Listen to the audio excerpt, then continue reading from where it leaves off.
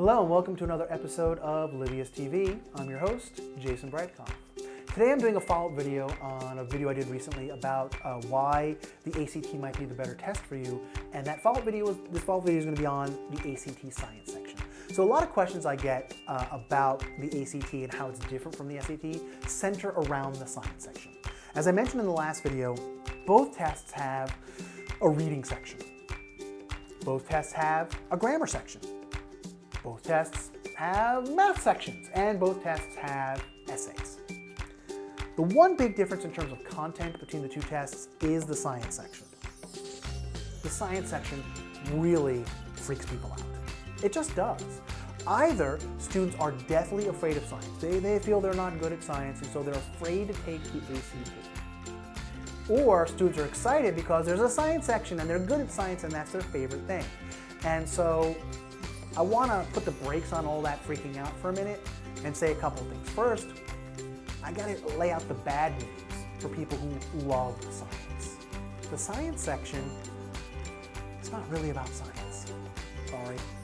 The science section refers to science, but what it's really about is it's the ACT's problem-solving section. It's the ACT's puzzle question section. It's much more about how to find information and read chart tables and graphs than it is about science knowledge. Which leads me to the good news for folks out there who hate science or are afraid of science. The good news is the science section really isn't about science. It's a problem-solving section. It's about reading. So if you know how to read for information, you can do well on the science section even if you're not good at science. Let me give you a specific example, an embarrassing example of my own. I did not take a physics class in high school. Somehow I managed to graduate high school with 3 years of science, but no physics class. I don't know how I did it. I took biology, I took chemistry, and really it was chemistry that proved to me that I was not a science guy. And so my junior year of high school, I took the lowest level science class that wasn't remedial that I could take, and that was physiology and zoology. I grew up in the state of New Jersey. I grew up quite some time ago, as you can see by the gray in the beard. So there was only 3 years of science required in New Jersey at the time. So I got away with not taking a science class my senior year, which actually kind of worked out for me because I got to take 2 history classes. Oh, so much fun. And they were both AP, so it was awesome.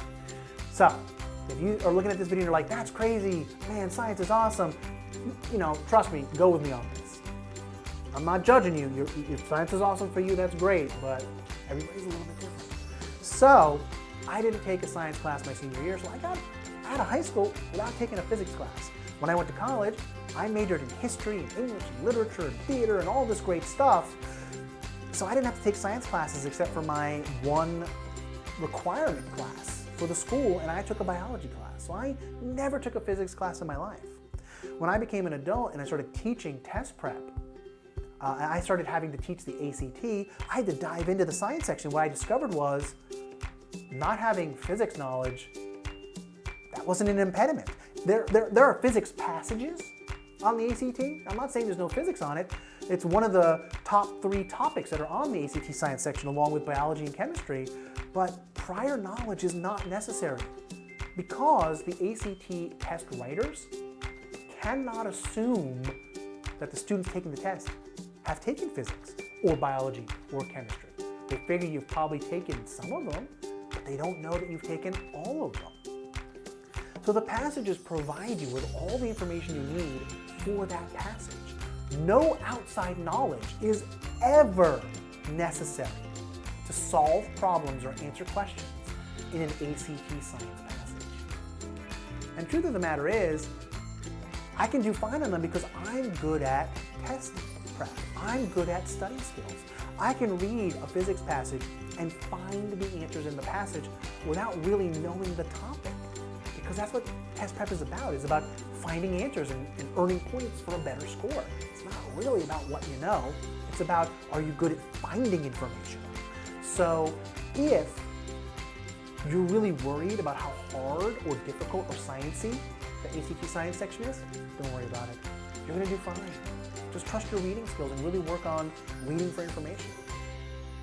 And on the other hand, if you're a huge science person, you love science, well, at least you'll understand all the vocabulary in the section. But it's really not about that. It's about finding answers and using your reading skills to break down passages and charts and tables and graphs. So don't let the science section be an impediment to you taking the ACT if that's the better test for you. It'll be okay. You'll be able to do it, to figure it out. If you have any questions about the ACT science section, ACT in general, or anything else, please leave a comment below, whether you're watching this video on LinkedIn, Facebook, or YouTube. And also, if you like the video, please heart, star, thumbs up, whatever you get to do to tell us that you like that video. It really helps us understand what's working and what's not. And please share. Share, hit that share button, hear that share arrow, that share sheet. Just share it. Sharing is caring. Let all your friends and family know that you watched a great video and that you think they should be a part of the conversation. We also have our podcast where a lot of the audio from these videos end up in different podcast episodes, along with original podcast episodes that we do where I interview experts in college admissions and college counseling and education and have great conversations about different topics. So if you want to hear those, you want to watch the videos, please remember to subscribe. That way you get access to them right away. They're just in your timeline, ready to go. Thanks so much for watching. And as always, let's keep learning.